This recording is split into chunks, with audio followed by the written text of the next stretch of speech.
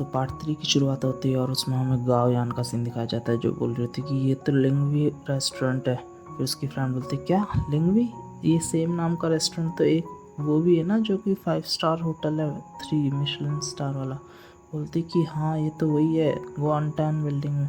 बोलती कि तुम्हें श्योर हो कि वही है, क्योंकि वहाँ पे एक टाइम के खाने की कॉस्ट ही 3000 पर पर्सन पड़ती है और वहाँ पर रिजर्वेशन मिलना भी बहुत ज़्यादा मुश्किल होता है। क्या तुम श्योर हो?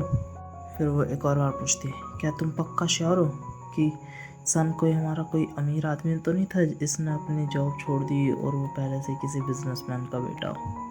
तो फिर उसकी तीसरी फ्रेंड बोलती कि हाँ क्या उसने लोकेशन भेज दी? अच्छा तो ये वो है लोकेशन है। तो वो बोलती कि अच्छा उसने लोकेशन शायद उस बिल्डिंग की भेज दी होगी, क्योंकि लोग अपने आप को थोड़ा सा अमीर दिखाने के लिए वहाँ के फेमस जगह की लोकेशन भेज देते हैं, क्या पता वो जगह उसके आसपास ही गई हो। तो फिर उसकी फ्रेंड उससे बोलती कि हमें उसको ऐसे जज करने की कोई ज़रूरत नहीं है। फिर गुआन शियान बोलती है वैसे भी वो उस तरह का पर्सन नहीं है। फिर उसकी फ्रेंड बोलती है हाँ हाँ मैं जानती हूँ वो उस तरह का पर्सन नहीं है। फिर उसकी फ्रेंड अपने मन में सोच रही थी कि आज मज़ा आएगा जब मैं उसके साथ नहीं उसके मुंह पे तमाचा मारूंगी इसकी गरीबी कहाँ से।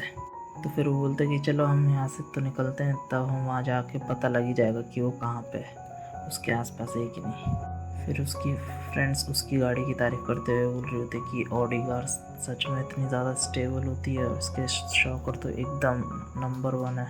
मैं तो इसकी सेकेंड हैंड गाड़ी लेने की भी अभी इसकी औकात नहीं है। फिर वो आपस में अपने आप में बात करते हुए एक दूसरे से बोल रही थी कि वैसे भी तुम तो एक ब्यूटी ब्लॉगर हो, तो तुम्हारी लाइव स्ट्रीम में तो काफ़ी वेल्दी बिग शॉट्स आते होंगे, तो तुम उनके साथ अपना रिलेशन बढ़ा के क्यों नहीं ऐसी गाड़ी एक अफोर्ड कर लेती? वैसे भी ब्यूटी ब्लॉगर के लिए तो ये काफ़ी आसान होता है, बस तुम्हें अपना सा थोड़ा कॉलर डाउन करना और वहाँ पे लोगों की लाइन लग जाएगी जो तुम्हें सपोर्ट करने के लिए आएंगे।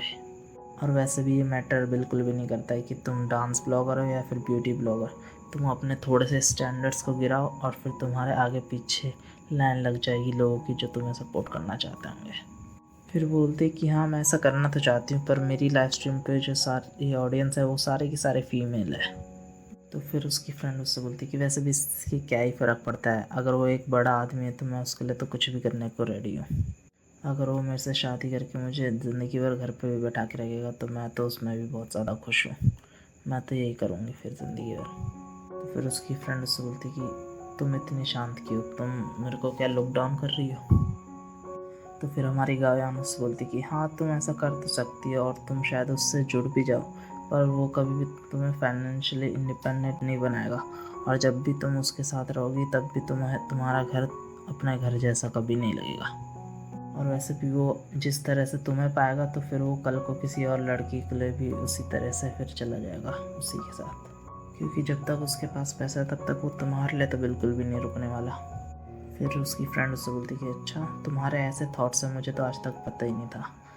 पर उसकी फ्रेंड अपने मन ही मन में सोच रही होती कि एक्टिंग तो ये ऐसे कर रही है जैसे कि कितनी ज़्यादा प्योर होगी, पर इसकी डांस की लाइव स्ट्रीम तो कितनी ज़्यादा प्रोवोकेटिव होती है, मतलब जानते हो ना। फिर हमारी गायन बोलती कि नहीं नहीं मेरा ऐसा कहने का कोई मतलब नहीं था, पर मेरा ये कहने का मतलब ज़रूर है कि मैं तो हमेशा सेल्फ रिलायंट होना चाहती हूँ, सिर्फ अपने उस पर जीना चाहती हूँ, जब तक मैं कमा सकती हूँ तब तक मैं कमाऊँगी अपने लिए, क्योंकि आदमी तुम्हें धोखा दे सकते हैं पर मनी नहीं। और ये बात भाई लड़कों के लिए भी लागू होती है, ठीक है ना, समझ जाओ इसलिए।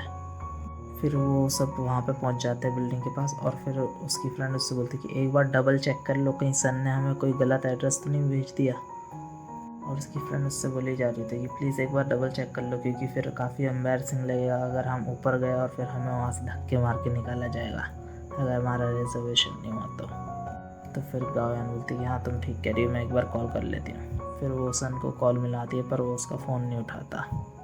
फिर उसकी फ्रेंड अपने मन में ही सोच रही थी कि हाँ अब तुम्हें मज़ा आएगा जब तुम किसी से इतना ज़्यादा अफेक्टेड हो जाती है जबकि उसकी औकात नहीं होती इतनी। फिर हमारी गायन बोलती क्या पता वो बिज़ी हो इसलिए अभी मेरा फ़ोन नहीं उठा रहा। फिर उसकी फ्रेंड उससे बोलती कि अच्छा पहले तो उसने हमें यहाँ पे बुलाया और अब वो हमारा फ़ोन ही नहीं उठा रहा, क्या हमें पहले ऊपर जाके उसका इंतज़ार करना चाहिए क्या? और वो अपने मन में सोच रही थी कि हम पहले से यहाँ पे पहुँच चुके हैं, मैं तो चाहती हूँ कि हम ऊपर जाए और इनको आज इनकी औकात पता लग जाए। फिर हमारी गायन बोलती है अच्छा चलो फिर ठीक है ऊपर ही चलते हैं, हम वहाँ पर उसका इंतज़ार कर लेंगे। पर गायन के भी मन में चल रहा था यार लेंगे भी बहुत इतनी ज़्यादा महंगा रेस्टोरेंट है, उसने यहाँ पे हमें क्यों बुला लिया, और उसकी सैलरी मुझे लगता तो नहीं है कि वो इतना अफोर्ड कर पाएगा। और फिर वो अपने मन में ही रोने लगती है कि अगर आज वो नहीं पे कर पाया तो फिर मैं यहाँ पे पे तो कर दूँगी, कोई बात नहीं है, उसकी इज़्ज़त बचाने के लिए। और वो मन में ही रो रही होती है अपने। और फिर वो रेस्टोरेंट के अंदर बाहर से ही देखने लगती है छुप छुप के कि यहाँ पे कोई है क्या नहीं। और गायन उसे बार बार कॉल करी जा रही होती है और सोच रही थी ये मेरा फ़ोन क्यों नहीं उठा रहा है। और फिर उसके पीछे अचानक से वहाँ पे रिसेप्शनिस्ट आ जाती है और उससे बोलती कि हेलो मैम, आपका कोई रिजर्वेशन है। तो फिर उसकी फ्रेंड उससे बोलती कि हाँ हमारा है। तो फिर गायन बोलती कि हाँ हमारा रिजर्वेशन तो है, पर सन के नाम से होगा हमारा रिजर्वेशन। तो बोलती कि अच्छा मिस्टर सन। उसकी फ्रेंड सोच रही थी कि वैसे भी उसकी सैलरी 5,000 थी, तो वो यहाँ का खाना तो अफोर्ड कर ही नहीं पाएगा, आज मज़ा आएगा यहाँ का सिचुएशन देखने में। पर तभी वहाँ के रिसेप्शनिस्ट बोलते हैं अच्छा मिस्टर सन, वो तो यहाँ पे पहले ही आ गए और वो आपका काफ़ी टाइम से इंतज़ार कर रहे हैं, चलिए मैं आपको उनके पास लेके चलती हूँ। और उसकी फ्रेंड शॉक हो जाती है, क्या वो पहले से यहाँ पे, और वो भी शॉक हो जाती है। और फिर रिसेप्शनिस्ट उन्हें उनके रूम पे लेके जा रही होती है। और तभी हमारी वो मतलब उसकी फ्रेंड अपने मन में सोच रही थी कि गायन को इतने सारे रिसोर्सेज देती है कंपनी, उसी की वजह से वो आज नंबर 1 पे है, वरना आज नंबर 1 पे मैं होती और वो रिसोर्सेज मुझे मिले होते तो। और वो अपने मन में ही सोच रही थी कि आज वैसे भी सन बहुत ज़्यादा खर्चा करने वाला है, तो मज़ा आएगा उसको एकदम डूबता हुआ देखने में। ना उसको पैसा मिलेगा ना ही लड़की। क्या वैसे भी गायन किसी ऐसे लड़के को पसंद करेगी जो कि रिच होने का नाटक करता है सर। और तभी रिसेप्शनिस्ट उन्हें लिफ्ट की तरफ ले जाती है और उनसे बोलती कि ऊपर मैम चलिए मैं आपके साथ चलती हूँ। और गायन की फ्रेंड उससे बोल रही थी कि अब मैं सच में घबरा रही हूँ क्योंकि ये फ्लोर पे जिस पे हम जा रहे हैं वो काफ़ी महंगा है, और मुझे लग रहा है कि सन नाम के सेम लड़के ने किसी और ने बुकिंग करा ली और हम शायद उसमें जा रहे हैं, क्योंकि ये वाला एलिवेटर एकदम VIP वगैरह के लिए है जिसमें 10,000 युआन लग जाते हैं। फिर गायन की फ्रेंड सोच रही थी कि हाँ ये पक्का उसका कोई ना कोई सेम नाम वाला लड़का होगा, वरना तो उसकी इतनी सैलरी नहीं है कि वो 3 महीने में भी यहाँ का एक रूम अफोर्ड कर पाए। और शायद उसके पास ज़्यादा पैसा होगा नहीं वैसे भी, तो इसलिए उसने अभी तो उसको बुलाया था। पर अब हम तीनों जा रहे तो मैं देखती हूँ कि वो इस सिचुएशन को कैसे हैंडल कर पाता है। फिर रिसेप्शनिस्ट उनको एक रूम पे ले आती है और बोलते कि प्लीज़ मैम आप यहाँ पे सिट करिए। फिर वो सब उससे बोलते कि सन कहाँ पे है। सो बोलते कि वो अभी तो यहीं पे थे। और उतना में गायन की फ्रेंड्स वहाँ पे अपनी सेल्फीज़ वगैरह फ़ोटोज़ वगैरह निकालने लग जाती है और सोचती है कि भले यहाँ पे हम कैसे भी आए पर अपने यहाँ पे फ़ोटोज़ तो निकाल ही लेती हूँ, काफ़ी ज़्यादा काम आएगी सोशल मीडिया पे पब्लिसिटी के लिए। और वैसे भी किसे पता लग रहा है कि हमने यहाँ पे खाना खाया है कि नहीं खाया, मैं यहाँ की सारी फ़ोटोज़ अभी से लेके रख लेती हूँ, भले ही फिर बाद में ये हमें धक्के मार के क्यों ना बाहर निकाल दे।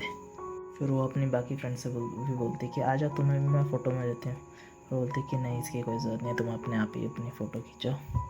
फिर उसकी फ्रेंड सोच रही थी कि वैसे भी मैंने आज तक इस ऐसे महंगे रेस्टोरेंट में कभी खाना नहीं खाया, पता नहीं आगे कभी चांस मिले ना मिले। फिर गायन की फ्रेंड उससे बोलती कि वैसे भी तुम्हें यहाँ पे प्रिटेंड नहीं करना चाहिए, मुझे तो लगता है वो हमें सिर्फ यहाँ बुद्धू बना रहा है और यहाँ पे वो खुद ही भाग गया हूँ यहाँ से। पर उतना में रिसेप्शनिस्ट उसके वॉशरूम के आगे नॉक करने लगती कि सन सर आप यहाँ पे है क्या। और गायन भी सोच रही थी कि हाँ वो वैसे है तो एक नॉर्मल सैलरीड पर्सन ही, तो वो इतना कैसे अफोर्ड कर पाएगा। और फिर वो उसकी फ्रेंड सोच रही थी कि मैं जानती ही थी। पर तभी वॉशरूम से सन बाहर निकलता और बोलता कि अरे यार मैं तो भूल ही गया थोड़ा सा, सॉरी मुझे माफ़ करना, मैं अंदर ही सो गया था और मैंने तुम्हारी 4-5 मिस कॉल वैसे भी मिस कर दी, सॉरी मुझे माफ़ करना। और फिर तभी सन वेटर से बोलता कि वेटर आप तुम सर्व करना शुरू कर सकते हो। सो बोलते कि अच्छा ओके सर। पर जैसे ही सन बाहर निकलता है उसकी फ्रेंड्स तो एकदम शॉक हो जाती है, क्या ये वही सन है जिसे हम जानते हैं, इसने तो सारे ब्रांडेड क्लोथ्स पहन रखे हैं, इसकी जो जैकेट की कॉस्ट है वो भी एकदम डिज़ाइनर वाली है जिसकी कॉस्ट ही 40,000 युआन होगी। ये तो LV का वैसे भी लेटेस्ट कलेक्शन है, क्या सच में ये वही है। फिर उसकी फ्रेंड्स भी एकदम से सोच में पड़ जाती है, क्या सच में ये कोई सेकंड जनरेशन का रिच पर्सन है क्या जो अभी तक प्रेटेंड कर रहा था एकदम गरीब बनने का। और तभी गायन उसके पास जाके बोलती कि अच्छा तुम भी आ गए यहाँ पे। तो बोलती कि हाँ सॉरी मुझे माफ़ करना इस बात के लिए। और तभी गायन उसे अपने फ्रेंड्स के साथ इंट्रोड्यूस कराती है और सन बोल रहे थे कि अच्छा तुम तो पक्का जान क्विंग होगी है ना। वो बोलते कि हाँ तुम मुझे जानते हो। पर वो दूसरी वाली की साइड इशारा करते बोलते कि ये कौन है। सो बोलते कि मैं, अपने आप का इंट्रोडक्शन देती है कि मैं हूँ क्वीन शिया। वो बोलते कि सॉरी आई एम सॉरी कौन। वो बोलते कि क्वीन शिया। तुम क्वीन शिया हो।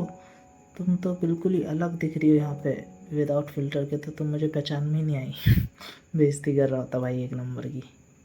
फिर वो उससे बोलते कि हाँ कोई बात नहीं, वैसे भी आज मैंने थोड़ा लाइट ही मेकअप करा है इसलिए शायद तो मुझे पहचान नहीं पाया। फिर हमारी गायन बोलती कि सॉरी मुझे माफ़ करना, जैसी मेरी छुट्टी हुई तो हमारे कलीग्स भी आ गए थे तो वो बोल रही कि चलो हम भी चलते हैं, तो मुझे इन्हें लेके आना पड़ा। तो फिर वो बोलता कि अच्छा कोई बात नहीं। और तभी वहाँ पे सारे के सारे वो आ जाते हैं वेटर और बोलते कि प्लीज़ मैम सर आप इंजॉय करिए फूड को, और अगर आपको कुछ और भी चीज़ चाहिए तो हमें बताना। पर गायन सोच रही होती है मनी मन में कि इसने ऐसा ऐसा खाना मंगा लिया कि अब तो मैं चाह के भी इसे अफोर्ड नहीं कर पाऊँगी, अब तो हम स्प्लिट करना ही पड़ेगा। और गायन की फ्रेंड बोल रही थी कि अब तो मुझे पक्का यकीन हो गया कि ये कोई सेकंड जनरेशन का रिच बंदा है जो कि अभी अपनी जॉब छोड़ी और अब अपनी फैमिली का बिजनेस ओन करने के लिए जाएगा। और गायन भी सोच में पड़ जाती है क्या, मुझे भी नहीं पता इस बारे में तो। और हमारा गरीब सन तो खाने को देखते हुए सोच रहे थे कि ये इसे एपेटाइट कैसे बोल सकते हैं, ये तो क्लियर सूप है। बस हाँ ये थोड़ा सा सुंदर दिख रहा है तो क्या मतलब इसका, ये खाना थोड़ी होगा मेन। और तभी गायन की फ्रेंड बोलती है कि तुम थोड़ा माइंड तो नहीं करोगे अगर मैं खाने से पहले थोड़ा खाने की फ़ोटो ले लूँ। तो वो बोलता है कि नहीं नहीं कोई बात नहीं तुम ले सकती हो। फिर वो तभी खाने की फ़ोटोज़ लेने लगती है एकदम से। तभी गायन की दूसरी फ्रेंड गायन से बोलती है कि क्या सच में तुम्हें इसके बारे में कुछ भी नहीं पता था क्या, कब तक हम तुम्हें सस्पेंस में रखने वाली हो अभी भी। तो गायन बोलती है कि नहीं इसके बारे में मुझे कुछ भी नहीं पता था। और गायन बोलती कि वैसे भी हम इतना साथ में है नहीं, वो तो बस मैं काम के रिलेटेड इससे थोड़ा बहुत बात कर लेती थी और कभी बाहर मिल गए तब हम एक दूसरे को ग्रीट कर लेते, बस इसके अलावा तो मैं से कुछ भी नहीं जानती। और गायन सोच रही थी कि वैसे ये लगता तो बिल्कुल भी हमें नहीं था क्योंकि हमेशा कैब से आता था और कैब भी काफ़ी कबार ही बुक करता था क्योंकि इसके पास इतने पैसे ही नहीं होते थे और हमसे तो हमेशा ये पैसे लेता रहता था कैब के लिए भी।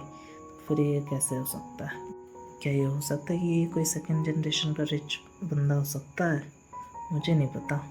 हो सकता है कि वो किसी गर्ल का बिल पे ना करना चाहता हो इसलिए उसने अपनी वेल्थ दिखा रहा है इतनी। फिर हमारा सन से बोलता है कि आज तुम्हें जो भी खाना है वो मंगा सकते हो, उसका सारा बिल वैसे भी मैं ही पे करने वाला हूँ। सो फिर उस गायन की फ्रेंड से बोलती कि क्या ब्रदर आप सच बोल रहे हो, क्योंकि जब मैंने आखिरी बार अपना पेट भर के खाना खाया था उसकी cost he thousands of yuan चली गई थी। सो बोल रही थी कि सच में सर। फिर रिसेप्शनिस्ट भी बोल रही होती है कि सर आप और कुछ लेना चाहेंगे। फिर वो बोलती कि यहाँ पे वैसे भी सबसे फेमस है slow cook black truffle beef जो कि बहुत बढ़िया होता है, क्या आप उसे लेना चाहेंगे, या फिर पाइनएप्पल मोंग फिश वगैरह या कुछ भी जो आपको चाहिए हो आप बता दीजिए हम आपके लिए लेके आ जाएंगे। पर तभी सन सोच रहा था कि ये क्या है, ये सब कोई इतना ख़ास भी नहीं लग रहा मुझे, वैसे भी बोरिंग सही है काफ़ी। तुम मेरे लिए लेके आओ इम्पोर्टेड क्रैब लेके आओ और इम्पोर्टेड बीफ लैम वगैरह सब कुछ मेरे लिए ले आओ, एकदम इम्पोर्टेड होना चाहिए। फिर उसकी रिसेप्शनिस्ट बोलती क्या सर क्या।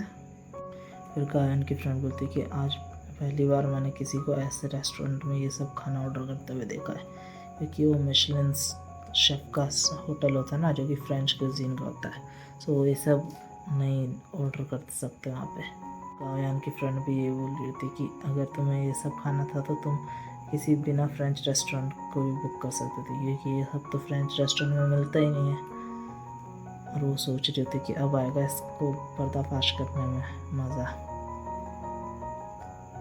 तो फिर तभी हमारा सन उससे पूछता है क्या तुम सच में ग्रिल किडनी और बारबेक्यू वगैरह नहीं बनवा सकती मेरे लिए। तो फिर उसकी असिस्टेंट बोलती है कि ये सर बनवा सकते हैं। फिर वो सोचती है नहीं नहीं नहीं नहीं नहीं सर हम नहीं बनवा सकते, सॉरी मुझे ये सब आइटम हमारे यहाँ पे नहीं मिलता। पर हमारा सन उससे बोलता है कि क्या तुम अपने मैनेजर को बुला सकती हो, एक बार मैं उससे यहाँ का मतलब डिस्कस करना चाहता हूँ मेन्यू। तो बोलती कि ये सर एक मिनट आप रुकिए मैं बुला के लाती हूँ। वो भी सोच रही होती कि क्या ये सच में कोई मजाक नहीं कर रहा था क्योंकि ये तो बहुत ही ज़्यादा मुश्किल है। तभी वो मैनेजर को बुला के ले आती है अपने, और मैनेजर वहाँ को बोलता है यस सर, मैं मैनेजर हूँ यहाँ का, आपको क्या चाहिए, मैं आपकी कैसे सेवा कर सकता हूँ।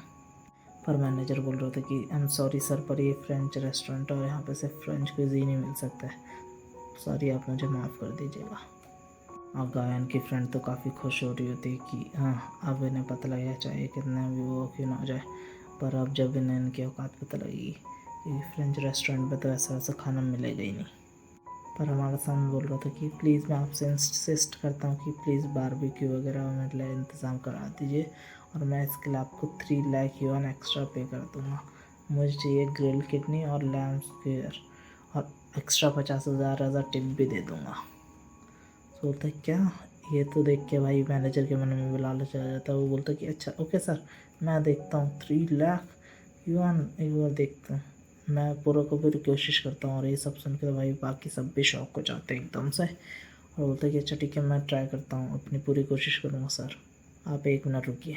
तो फिर हमारा सन बोलता है कि हाँ मुझे आप पर पूरा भरोसा है, प्लीज़ जाके जल्दी से लेके आइए। और तभी हमारे में विंडो की सिस्टम की विंडो भी ओपन हो जाती है, और उससे बोलती है कि आपने फ्रेंच रेस्टोरेंट को भी मजबूर कर दिया कि वो आपको कोई और डिश सर्व करे जो उनकी उससे बाहर है, तो इसके लिए आपको रिवॉर्ड मिलता है 500,000 युआन का, मतलब 5 लाख युआन का रिवॉर्ड मिलता है। और भाई एकदम खुश हो जाता है हमारा सन भी कि क्या सच में। और फिर हमारा सन अपने आप की बड़ाई करते हुए बोल रहे थे कि खाना वैसे भी रिलैक्सेशन के लिए होता है, और उसमें तो हमें पूरा एंजॉय करना ही चाहिए, चाहे उसके लिए हमें कुछ भी करना पड़े, राइट। और फिर उसकी फ्रेंड बोलती है हाँ बिल्कुल सही बोल रहे हो तुम, और वैसे भी इतने हाई एंड रेस्टोरेंट में ग्रिल किडनी वगैरह की फ़ोटोज सोशल मीडिया पे जब मैं डालूँगी तो एकदम तबाही मच जाएगी।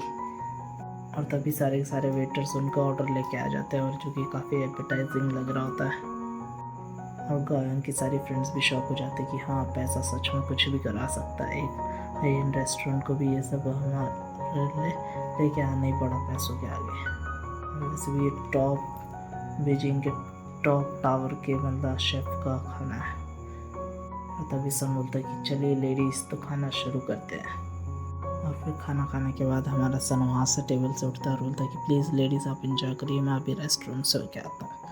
और तभी वो जैसे रेस्टोरेंट के लिए जाता है उसके पीछे बातें होना शुरू हो जाती कि अब तो मैं पक्का यकीन करती हूँ कि भाई उसके कपड़े वैसे भी 1.5 लाख युआन के, और वो इतने एक्सपेंसिव रेस्टोरेंट का खर्चा भी उठा रहा है। अब तो मुझे पक्का यकीन है वो किसी सेकेंड जनरेशन का रिच आदमी ही है, वो पक्का हमारी कंपनी में अपने मज़े के लिए काम करता होगा, और अब उसका काम ख़त्म हो गया तो इसलिए वो वहाँ से जा रहा है। और हमारी गार्डन भी से देख क्या सच में। उसकी फ्रेंड्स आपस में बोल रही थी कि हाँ मुझे तो अब पक्का यकीन है वैसे भी, और क्या पता वो अपनी लो प्रोफाइल ही रखना चाहते हैं ऑफिस में, इसलिए वो हमारे आगे कुछ भी दिखा ना रहे हो। पर अब तो पक्का यकीन नहीं है कि वो अपनी लाइफ को एक्सपीरियंस कर रहा था, और वो सेकंड जनरेशन का एक कोई रिच आदमी है। तभी गायन की फ्रेंड उससे बोलती कि क्या पक्का है ना कि तुम उसे पसंद नहीं करती, क्योंकि इतना अमीर आदमी तुम्हारे ऊपर इतना सारा पैसा खर्चा कर रहा है तुम्हारे डिनर पे, तुम उससे फ्लर्ट करने के लिए, मुझे तो लगता था कि तुम्हें उसके साथ जाना चाहिए। सरप्राइजिंगली वैसे भी गायन तुम तो काफ़ी ज़्यादा शांत लग रही हो, मुझे तो लग रहा है कि तुम्हें ये सब पहले से ही पता था। क्यों, मैं सही बोल रही हूँ ना? इसलिए तो तुम आज तक किसी भी बिग डोनर के मतलब किसी भी बिग शॉट के लिए जो तुम्हें पैसे भेजता था उसके लिए कुछ खास करती नहीं थी, क्योंकि तुम्हारे पास पहले से ही कोई और था, है ना। फिर गायन बोली थी कि नहीं नहीं ऐसी कोई भी बात नहीं है, वैसे भी मेरे पास उसके लिए कोई भी फीलिंग्स नहीं है, और वैसे भी मेरी इससे कुछ ज़्यादा बात नहीं होती थी, मुझे भी नहीं पता था कि वो सच में किसी वेल्दी फैमिली से बिलोंग करता है। मुझे तो आज ही पहली बार पता लग रहा है, क्योंकि वो कंपनी में भी एकदम शांत किस्म का लड़का था जो सबकी हेल्प करता था और काफ़ी ज़्यादा हार्ड वर्किंग था। वो भी बाकियों की तरह ही एकदम हार्ड वर्किंग एम्प्लॉय था वैसे भी। इस फ्रेंड उससे बोलती कि अच्छा ठीक है, मैं अभी के लिए तुम्हारी एक्सप्लेनेशन को मान लेती हूँ। पर फिर वो सोचती कि तो तुम्हें क्या लगता है कि क्या वो सब अभी नाटक कर रहा है ये सब रिच बनने का? क्योंकि वैसे भी आजकल के काफ़ी लड़के अपने आप को वेल्दी दिखाने का काफ़ी नाटक करते हैं, लग्जरी कोट वगैरह, ताकि वो एक अच्छी लड़की पटा सके। तो तुम्हें क्या लगता है वो भी ये सब कर रहा है, और उसने ये सब करने के लिए किसी जगह से लोन लिया होगा ताकि वो तुम्हें पटा सके? ऐसा हो सकता है क्या? फिर हमारी गायन भी सोच रही थी कि क्या ऐसा हो सकता है, मुझे नहीं पता, पर अगर ऐसा है भी तो उसकी एक्टिंग स्किल तो काफ़ी ज़्यादा अच्छी है। पर तभी उसकी फ्रेंड से बोलती कि हाँ, पर यहाँ पे हमारे पास अभी भी काफ़ी ज़्यादा तरीके हैं ये पता लगाने के लिए कि वो एक वेल्दी फैमिली से बिलोंग करता है कि नहीं। हम इसे इन्वेस्टिगेट करेंगे अब। पर हमारी गायन बोलती क्या सच में? इसकी कोई भी ज़रूरत नहीं है, वैसे भी इससे क्या ही फ़र्क पड़ता है। वैसे भी वो हमें इतना महंगा डिनर करवा रहा है और तुम सब उसी के ऊपर डाउट कर रही हो एज अ फ्रॉड का है। पर उसकी फ्रेंड अपने मन में सोच रही थी कि ज़्यादा नाटक करने की ज़रूरत नहीं, हमें जानती है तुम भी शायद उसके साथ मिली पड़ी होगी। फिर गायन की फ्रेंड उससे बोल रही थी कि वैसे भी तुम्हें अपनी वैल्यू करनी चाहिए, वैसे भी तुम भी एक पॉपुलर स्ट्रीमर हो, तुम्हें भी किसी के थोड़े बहुत पैसों के उसमें नहीं आ जाना चाहिए, तुम्हें भी उसकी तरफ इतना ज़्यादा पोलाइट होने की कोई ज़रूरत नहीं है, उसने बस थोड़े बहुत पैसे तो खर्च करे तुम्हारे ऊपर। और वैसे भी ये सब अमीर लोग ऐसे ही हमें फंसाते हैं, अपना चार्म और अपना पैसा दिखा के हम सबको फंसा लेते हैं और फिर अपना असली रंग दिखाना शुरू कर देते हैं, और तब हमारे लिए काफ़ी ज़्यादा डेंजरस हो जाता है। पर हमारी गायन उससे बोलती कि वैसे भी मेरे को इसकी कोई भी ज़रूरत नहीं है, क्योंकि मेरा ऐसा कोई भी इंटेंशन नहीं है उसके साथ कोई भी रोमांटिक रिलेशनशिप वगैरह में आने का, ठीक है ना। तो फिर तभी वो बोलती कि अच्छा ठीक है, पर हम तब तो अब पता लगा के रहेंगे कि इसका स्टेटस और वो सब है क्या, अब तो हमें इसके ऊपर इन्वेस्टिगेशन करनी पड़ेगी। और तभी गायन हमारी सोच रही थी कि अगर वो अपना फेक वेल्थ दिखाने का कोशिश भी कर रहा होगा तो आज के सारे खर्चे वैसे भी मैं उठा सकती हूँ, तो मैं उठा लूँगी। पर मैं उम्मीद करती हूँ कि सन ऐसा कुछ भी ना कर रहा हूँ, क्योंकि ये सिर्फ एक डिस्ट्रक्टिव पाथ है। अपनी ऑनेस्ट लाइफ जीने में कोई भी शर्म की बात नहीं है, अपनी ऑनेस्ट लाइफ जीने में, एकदम सिंपल लाइफ जीने में। और तभी गायन की फ्रेंड हमारे सन से पूछती कि ब्रदर सन, मैं काफ़ी ज़्यादा क्यूरियस हूँ जानने के लिए कि क्या आपकी कोई गर्लफ्रेंड है। तो फिर हमारे सन होता है कि गर्लफ्रेंड, ओ मैंने को आज तक कभी टाइम नहीं मिला रोमांस वगैरह डिपार्टमेंट का, क्योंकि मैं इतना ज़्यादा बिजी था ऑफिस में। तो बोलती क्या सच में आपकी कोई भी गर्लफ्रेंड नहीं है। फिर सन बोलता है कि आज तक मैं अपने करियर पे इतना ज़्यादा फोकस था कि मुझे इन सब का बिल्कुल भी टाइम नहीं मिला, और वो उसकी तरफ एकदम तिरछी नज़र से देखती है। और हमारा सन सोच रहा होता है कि वैसे भी कॉर्पोरेट एम्प्लॉयर में कोई भी आसान बात नहीं है। हाँ, उसमें थोड़ी तुम्हें जॉब सिक्योरिटी मिलती है कि पे चेक वगैरह टाइम से आ जाता है, पर तब भी इतना ज़्यादा टाइम नहीं मिलता अपने आप के लिए। और वैसे भी मैं इतना ज़्यादा बेवकूफ़ नहीं हूँ कि मैं अपने आप को इस पोजीशन में डालूँ। फिर तभी गायन की फ्रेंड बोलती कि अभी तो सिर्फ 9 बजे हैं, अभी तो इवनिंग की शुरुआत है, तो क्यों ना हम सब मिलके कुछ ड्रिंक्स करें, साथ में बाहर जाते हैं। तो मैं वैसे भी एक अच्छे बार को जानती हूँ, फ्यूरी बार, मैं वहाँ पे रेगुलर जाती रहती हूँ और वहाँ का एम्बियंस काफ़ी ज़्यादा अच्छा है, तो क्या हम वहाँ चले। और वैसे भी वहाँ पे काफ़ी ज़्यादा इंटरनेट सेलिब्रिटीज़ आते रहते हैं, तो वो काफ़ी अच्छी जगह होगी हमारे लिए अपने आप का नेटवर्क्स बनाने का। तो फिर सब बोलते हैं ओके श्योर चलते हैं। फिर वो सब गाड़ी में बैठ के निकल जाते हैं बाहर के लिए। और तब भी सब सन के बारे में पूछ रहे थे कि अब तो तुमने जॉब छोड़ दी, अब तुम क्या करोगे। तो फिर मासूम होता है कि मेरे पास थोड़ी बहुत कैपिटल है, क्या पता मैं अपनी खुद की मीडिया कंपनी खोल लूँ फ्यूचर में। सो बोलते हैं अच्छा। और वैसे भी मुझे इस फील्ड का काफ़ी एक्सपीरियंस है और मैं काफ़ी सारे इंटरनेट सेलिब्रिटीज़ को जानता भी हूँ, तो फिर हो सकता है कि मैं इस फील्ड में सक्सेसफुल हो जाऊँ, तो मुझे और कुछ करने की ज़रूरत ही नहीं पड़ेगी। और तभी वो सब बार के बाहर पहुँच जाते हैं। और उस गायन की फ्रेंड बोलते हैं कि वैसे भी आज की अब यहाँ की ट्रीट मैं दे रही हूँ, तो मैं सबको सिर्फ 2 शॉट्स ही अफोर्ड कर पाऊँगी, तो कोई भी इससे ज़्यादा नहीं पिएगा। ओके, मैं उम्मीद करती हूँ कि तुम सब इसका कोई गलत मतलब नहीं निकालोगे। बोलते कि अच्छा हाँ ठीक है, वैसे भी हमें 2 बहुत है हमारे लिए, वैसे भी हम यहाँ पे सिर्फ फ़न करने के लिए आए, कोई पीने के लिए तो नहीं आए। और तभी हमें बाहर के बाहर दिखाया जाता है जहाँ पे सन का बॉस भी अंदर जा रहा होता है, मतलब एक्स बॉक्स।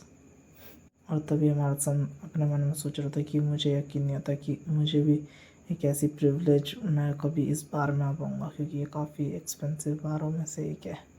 साला गरीब वाली सोच ही रहेगी गरीबी की। बस ये सोच ही मुझे काफ़ी ज़्यादा एक्साइटमेंट बना रही कि मैं इस बार के अंदर जाऊँगा आज। वाह, मज़ा आ गया। सो मिलते हैं यार अगले एपिसोड में, तब तक के लिए सायोनारा।